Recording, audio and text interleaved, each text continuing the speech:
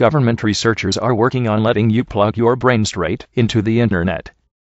In 2014, when DARPA, Defense Advanced Research Projects Agency, part of the Department of Defense, first announced it was intent on creating biotechnology like cortical modems, it sounded like pure science fiction. I mean, we're just now getting hoverboards. But as wild as it sounds, having a small electronic device plug into your DNA and enhance your eyesight with a Terminator-style display is not that far-fetched. DARPA just held a 2-day meeting in Silicon Valley to talk about its biotech efforts and assure skeptics that devices like cortical modems will one day really be a thing.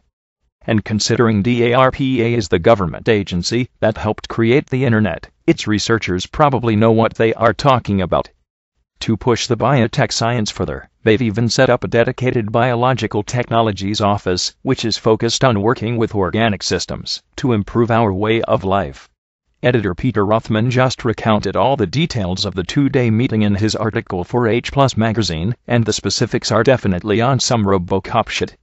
Chief among the exciting details was more info on the cortical modem, which he describes as a direct neural interface that will allow for the visual display of information without the use of glasses or goggles. The immediate goal is to create a device which would enable a simple visual display via a direct interface to the visual cortex with the visual fidelity of something like an early LED digital clock. But that's not all DARPA is cooking up. The event was chock full of other futuristic, this can't be real details, like the construction of materials that self-assemble, heal, and adapt to their changing environment, as biological systems do, and groundbreaking prosthetics such as mind-controlled limbs. I reached out to the Dr. Alicia Jackson, Deputy Director of DARPA Biological Technologies Office, and asked her to give me some more information on the BIT Office's big goals. BTO is developing new technological capabilities that leverage all of the advances we've seen in engineering and computer science over the past 50 years with the recent breakthroughs in genomics, neuroscience, and biotechnology, she replied. Our goal is to use biology as a technology to create profound breakthroughs such as providing immediate protection against any infectious disease or enabling communication through a cortical modem. When I asked if she felt there had been enough press on these groundbreaking advancements, I feel like there definitely hasn't been. She was very even-keeled. We have taken a balanced approach to publicity, she said. However, we are always looking for new, bright people to partner with.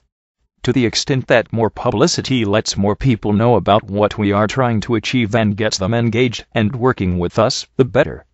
Which makes sense, as DARPA's trip to Silicon Valley sounded like its purpose was to recruit as much as to inform the public. As Jackson explained, we recognize we need to periodically leave our offices in Arlington and visit places like Silicon Valley that have diverse communities of technologists, researchers, entrepreneurs, and venture capitalists.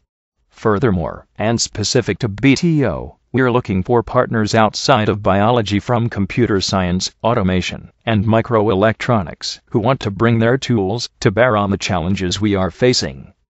When I asked her to sum up what she's most excited about with all these new developments, she answered with the pitch phrase biology is technology. In her words, biology has capabilities that are truly amazing. It can self-replicate, evolve, adapt, learn, self-heal, scale, and compute. It is the most ancient and powerful technology that we know of. If we can harness biology as a technology, we may be able to solve global problems that no other technology can address. Brought to you by Yakatomi. Now available with no advertising.